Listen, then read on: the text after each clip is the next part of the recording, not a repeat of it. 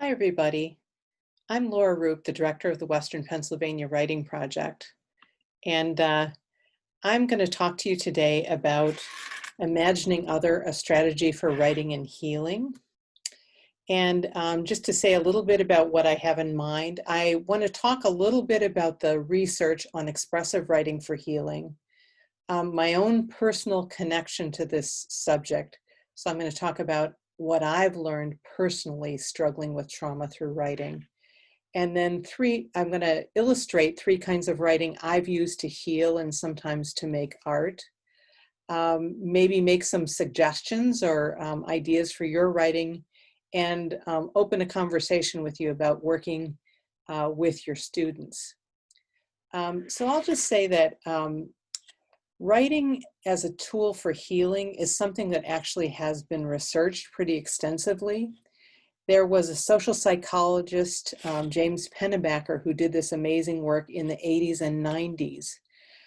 He didn't initially come at this work as someone who was a writing expert. He was really interested in the physical symptoms that people experienced when they had trauma. So he had this idea that if you held back emotions, it was extremely stressful on your system, and the long-term stress on your system could affect your immune function and your physical and psychological health. So he came up with this idea of having students write about trauma. He was working with college students for 4 days, 15 minutes a day. And what they found from this initial study was that these students went to the health clinic half as much within a 6-month period.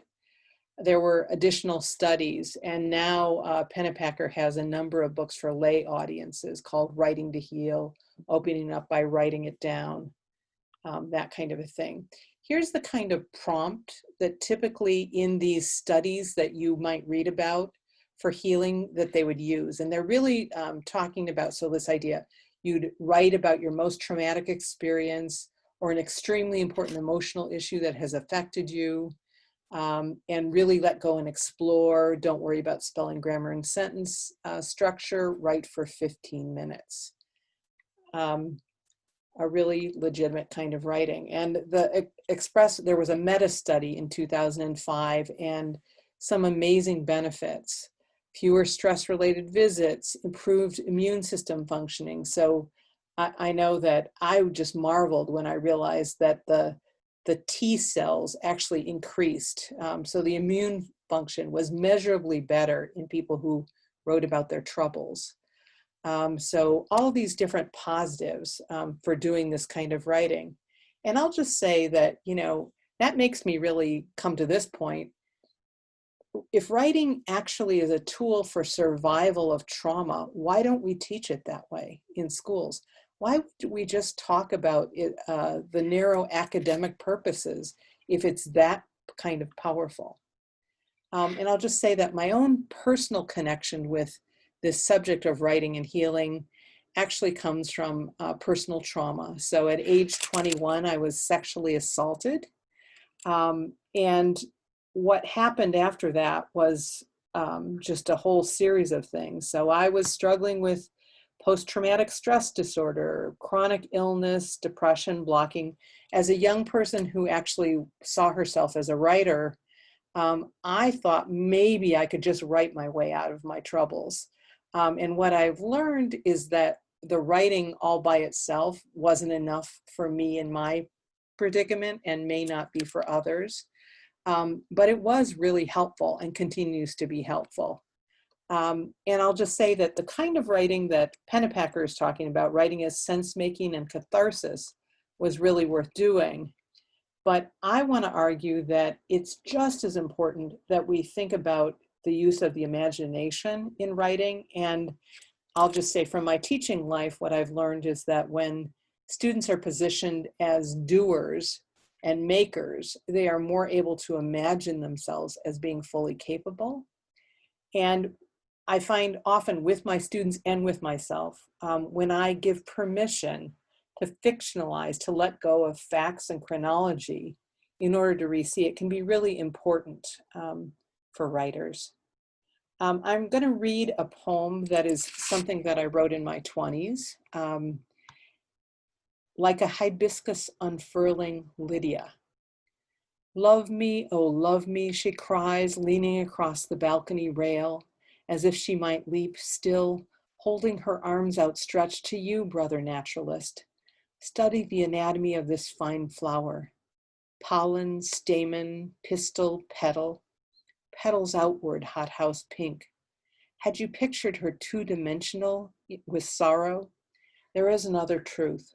A woman can be anguished and open in the same moment. This poem that I wrote in my mid-20s was actually part of a series of 10 poems. And the poem is done in calligraphy. It was created in calligraphy. A friend of mine who loved me dearly took it and had it made into a work of art for my wall. So it's on my office wall. And what I would just notice about that is that I see myself using an alter ego or a persona. So Lydia instead of Laura. And by doing that, just that small shift, I let myself be a little more free. So I wasn't bound to technical facts in the same way. But there was a hibiscus tree in my life at some point there. There was a balcony, and there definitely was self-destructive thinking. And this poem is really illustrates, it's a longing for love. There's despair in it, a desire to connect. And there's this kind of paradox of anguish and openness. And I will say that the poem let me discover that there were some positives in my life, or there were little places that I could maybe walk through to make my life better. And I'll just say a kind of writing that I have found powerful in my own healing has been dream writing. And so this is something that for years I did. I actually had a small notebook and a digital recorder by my bedside, and I made a study of it. I would, if I woke up in the night, if I had nightmares, if I had any kind of dream, I would jot it down. I would return to the notes. I would reflect on any associations I would make. And then my suggestion is that you try to capture the dreamy aspect of the dream. Using stylistic moves that let you experience some of what, let a reader experience some of what you were doing in the dream.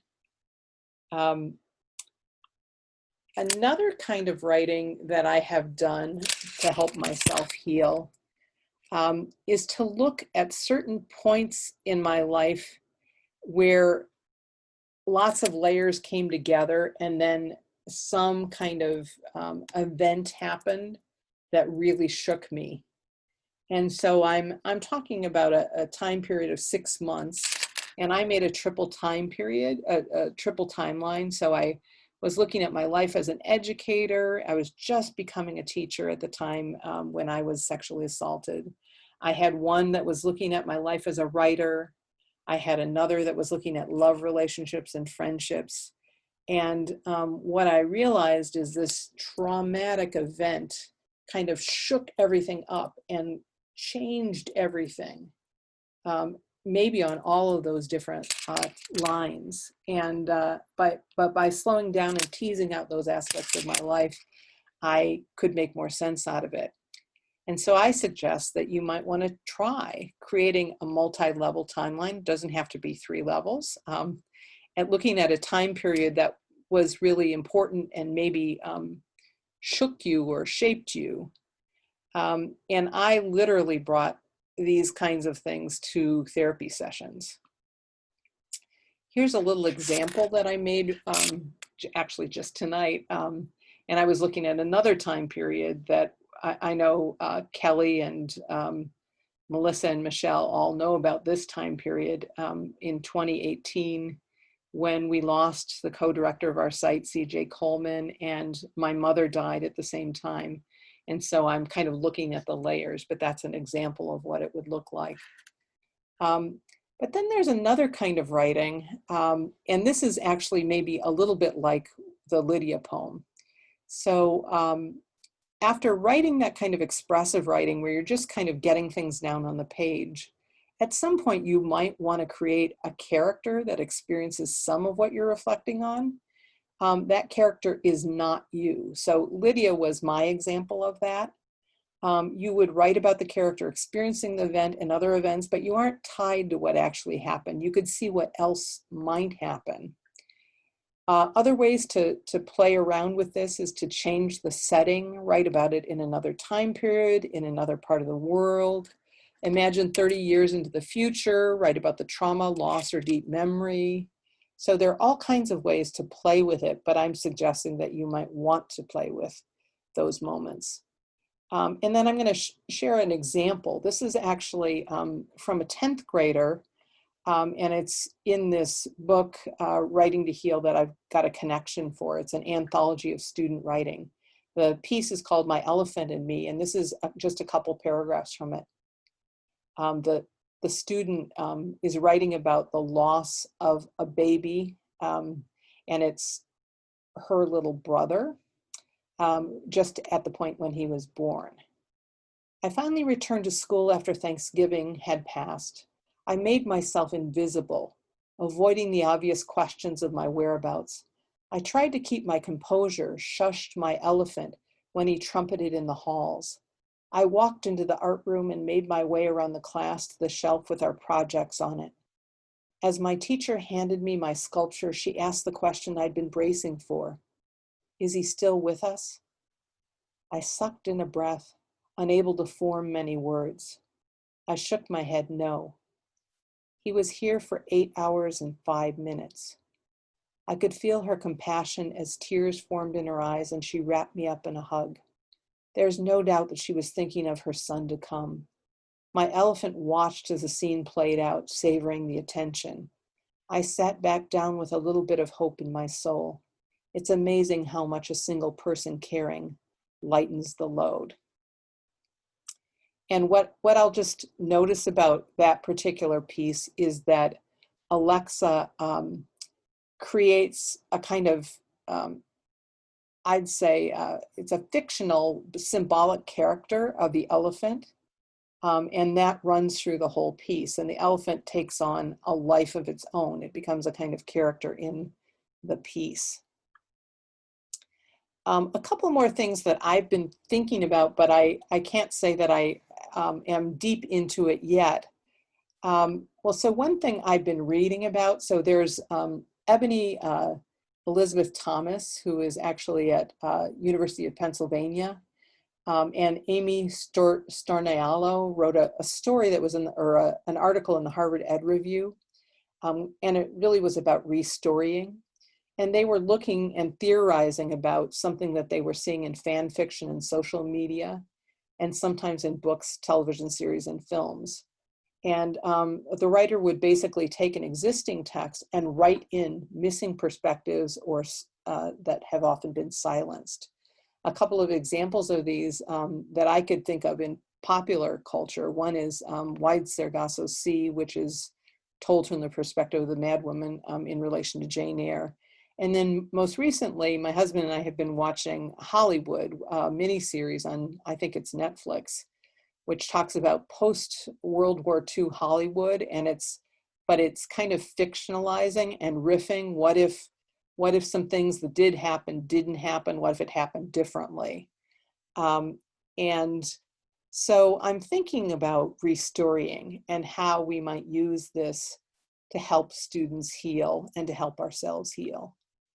And then another area, which again, I don't know as much about as I want to learn about, but under the category of speculative fiction, I've read that one of the big questions for speculative fiction is how would human communities change as a result of some new policy, some differing condition? And then you're imagining characters and worlds and encounters in this newly imagined space. And so there's a kind of imaginative play that lets people work towards change. There's a lot more to say about that, and I want to be thinking about that. I know right now I'm reading Parable of a Sower by Octavia Butler, and I'm really interested in learning more about speculative fiction. So I'm hoping that we'll continue to talk about that. So just to come to a conclusion for this little bonus lesson, I just want to say that, here's the takeaway from my perspective. So expressive writing, we know from research, literally heals physiologically, psychologically, and spiritually. Imaginative writing has not been looked at as carefully through scientific studies, but I'm saying that my life experience and the experience of other writers teaches me that it can be powerful in this way. I invite you to try dream writing, multi-layered timelines, and writing to imagine other possibilities. I encourage you to check out Healing Through Creativity, the anthology through Scholastic and MetLife. And it features student work on grief and bereavement. And let's just keep talking, writing, and thinking together about this. Thank you so much for your time and focus.